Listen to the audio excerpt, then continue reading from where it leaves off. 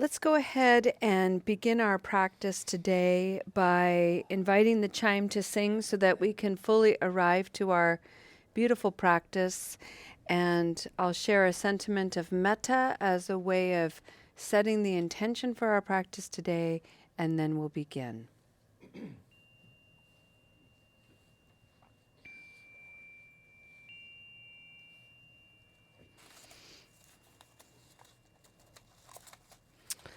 All righty. The sentiment of metta for today is, may you know that life delights in you. May you know that life delights in you.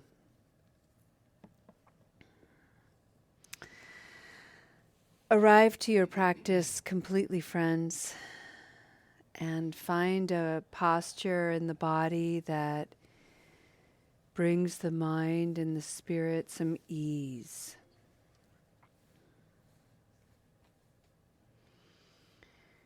And let's take a moment, let's take a celebratory moment to take stock that we have engaged already the Noble Eightfold Path as a way of bringing ourselves to this practice.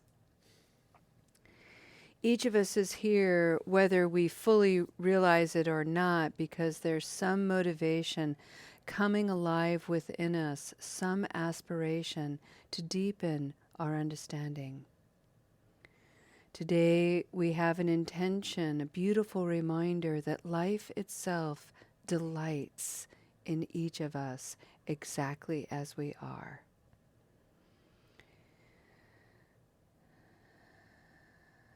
There was a lot of action that we had to engage in order to bring us here. You are in a community that is devoted to the cultivation of wise speech, both in a way of exchange toward one another, but also a devotion to practice wise speech in the quiet, silent corners of our own mind, so that we can reduce the harshness that exists there, the negativity, the barren and bleak aspects of habit energy that we've been engaging. This takes a lot of effort. But what's fascinating is just a little effort can shift one's whole life, can just shift the direction of one's whole course of being. And then it becomes self-reinforcing. The more aware and the more mindful we become, the more we want to be aware and the more we want to be mindful, which increases our capacity and our stamina to focus and concentrate. The Noble Eightfold Path, already engaged in the beautiful dance that is coming to a Recovery Dharma meeting. For the month of March, we are exploring the incredible theme, the vast theme of forgiveness. And forgiveness is truly like an ocean. It is in many ways uncharted, unknown. Its depths have not been truly explored or understood. There is life in the deep of forgiveness.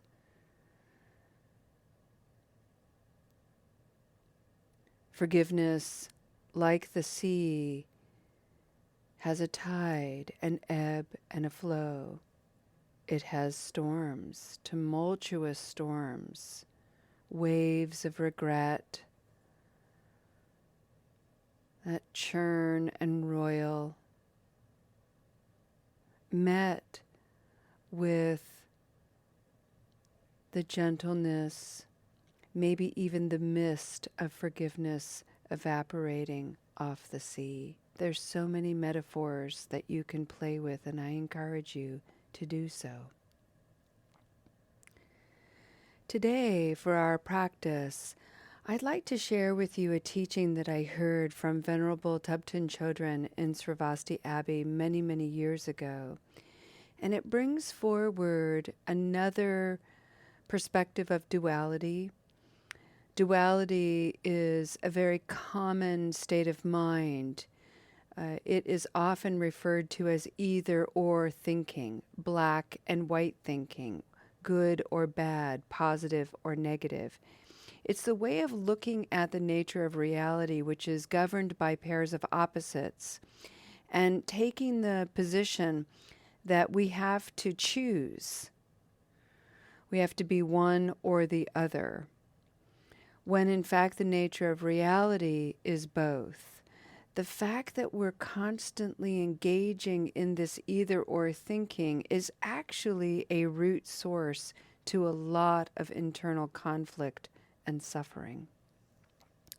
And so the more we understand how duality comes alive in our own mind and in our own action, we begin to see and expand and open to the bothness of this. And the reason why we want to understand the bothness, how right and wrong live within us, how positives and negatives define us, the reason why we want to understand this with more depth is because to recover is to be whole. We are recovering a part of ourselves that we have spent, many of us, decades rejecting, abandoning, ignoring, denying, for whatever our reasons, and that's what we're here to discover. Venerable Chodron began her teaching by saying very boldly, looking at everybody in the audience, none of you are special. And of course we all kind of laughed because there's a little zing to that, like, what? I'm a little special. And she's like, nope, none of you are special. And then she went on to tell us why. And she put it into the context of practice.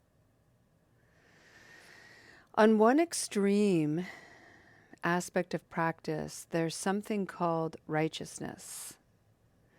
This is the practitioner who meditates an hour every day, who may even be monastic, who's really devoted themselves to creating the conditions for a perfect practice and a perfect life.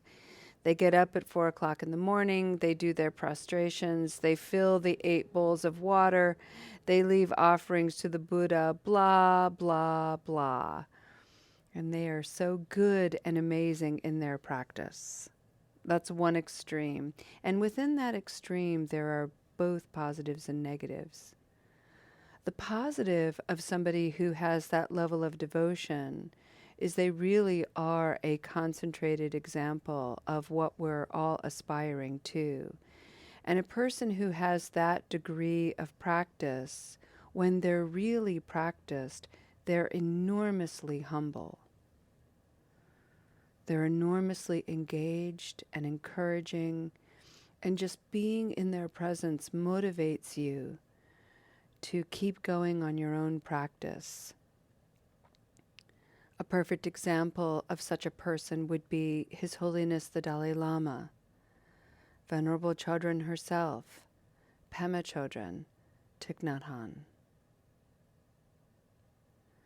These are people who devoted their lives to cultivating the conditions that support their practice to benefit all living beings. The negative to this particular righteousness is an expectation, an inflation that people can have that everyone should be just like them. They're very quick to patrol the landscapes of other people. High expectations, lots of demands, arrogance, corruption, greed. It happens even in the righteous.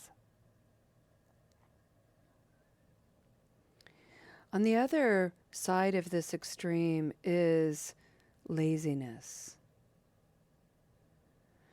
And Venerable Chodron, when she was talking about laziness, there's an aspect to laziness and dullness about our practice that is nuanced. The obvious is when we know we need to practice, but we find some other excuse. There's a certain degree of laziness to that. Another example is when we choose to practice at a time of day where we're ignoring the conditions of our lives. So to sit in a noble practice that is highly concentrated at the very end of a long, busy day is sort of counterproductive. It is setting yourself up for a dull practice because you're ignoring the conditions of your life. It's a lazy way of being mindful. But the other one that she talked about that really stuck with me is the laziness of mind and practice that it's like the inner critic that has this inflated and distorted attitude toward ourselves. Specifically, I'm the worst person in the world. I'm the worst meditator. I'm the laziest meditator. I'm the awfulest of the awful. That, according to Venerable Chodron, is a lazy way to practice. No one is special. No one is the best person in the world, and no one is the worst person in the world. And I bring this forward in the context of forgiveness and in the realm of recovery, because there are so many people on this journey, and part of the habit energy is to stick to the story of the worst mistakes we've made. I'm the worst person. I've caused so much harm. I don't deserve forgiveness. So on and so on. Julia, if you really knew me, you wouldn't like me at all. This is an invitation for you to challenge that inner critic, to challenge that voice patrolling your inner emotional landscape. And maybe break the habit a little bit. Maybe shift your relationship to yourself to be like, wait a minute. It might actually be me just coasting along, not really engaging the challenges because I'm just the worst person, so why would it matter? If I'm the worst person ever, then I don't really have to work hard to do better. I'm already the worst. Likewise, if you're equally delusional, thinking that you're the best at this, why would anyone need to work or make any effort? You got it. You're enlightened. You're there. You've arrived. Why practice? Venerable Chodron's argument and her presentation is no one is special in either the worst realm or the best realm. So everyone is invited to practice.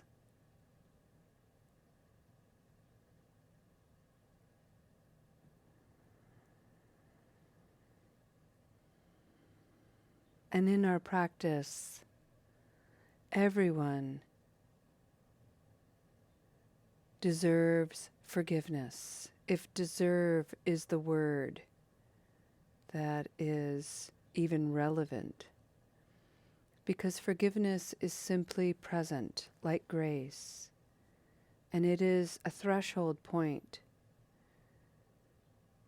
And for many of us, we stand on the threshold of forgiveness, but because of habit energy, we stay on this side of it and don't dare to cross through that doorway of grace into the realm of forgiveness. It is a game changer, and that's scary. and we may not have enough tools, we may not have enough stamina yet, so we practice.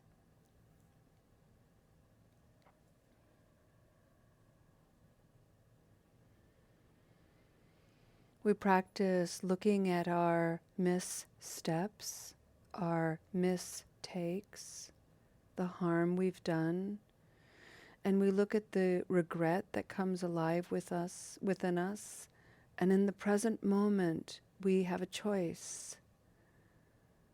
We can make an aspiration to do something different, to do something better, to somehow heal the wound of the past. And it may be something very indirect.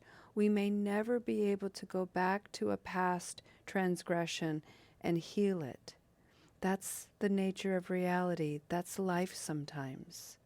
But that doesn't mean that we can't add healing in some other indirect, very beneficial way.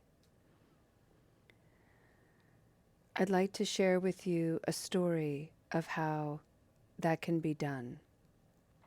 And this is a story from Thich Nhat Hanh.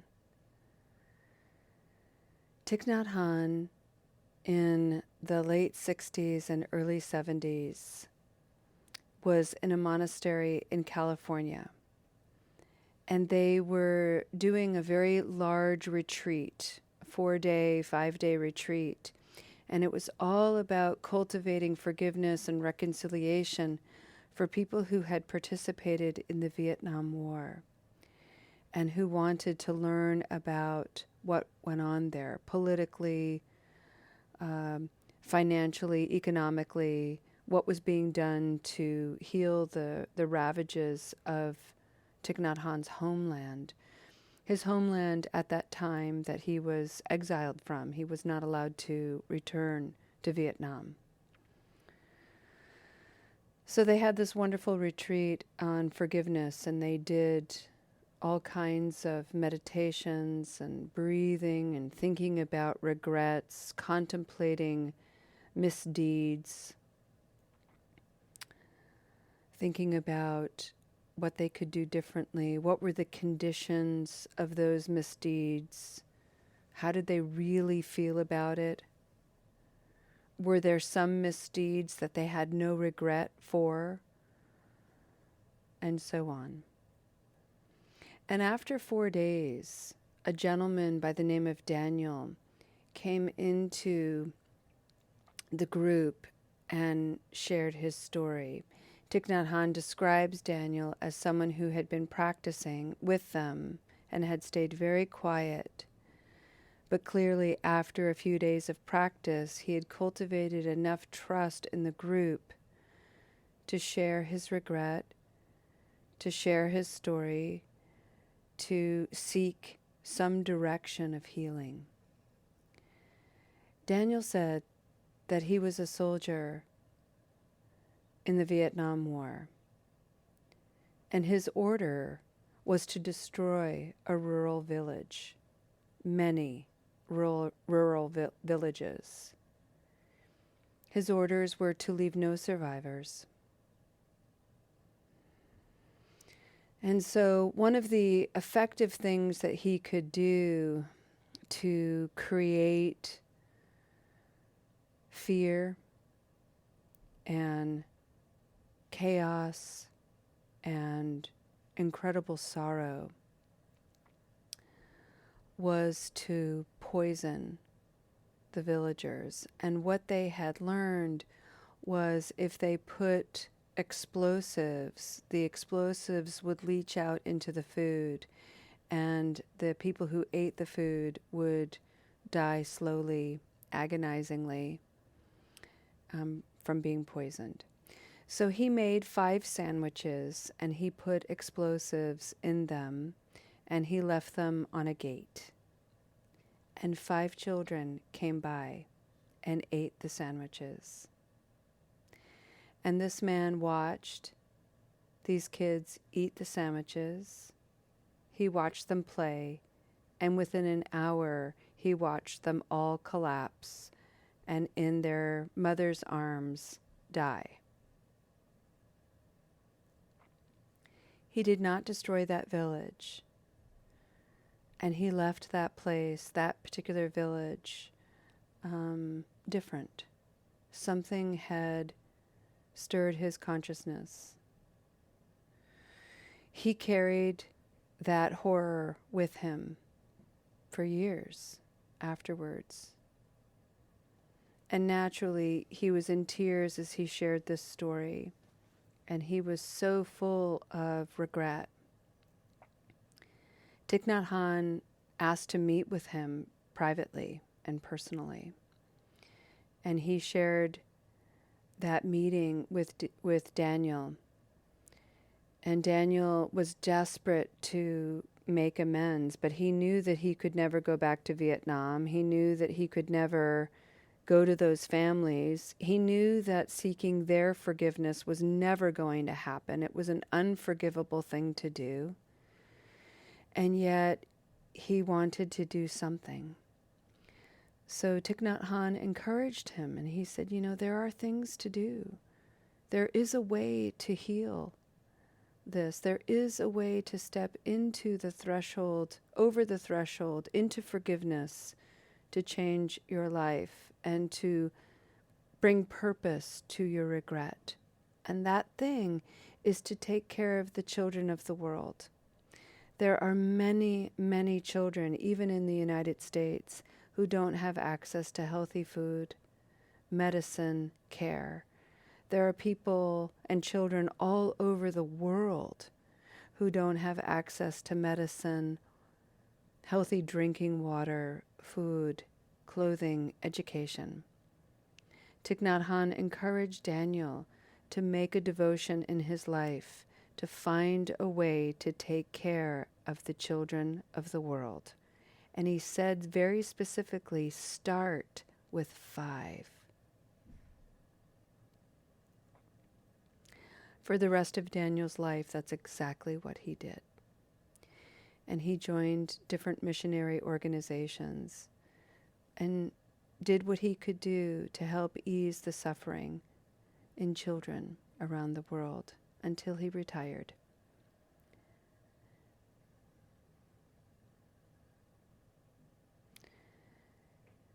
Daniel did a terrible thing. And there are still people out there who have done worse things. So Daniel's not the worst person, nor is he the best person. And yet forgiveness is always available to him, to us all.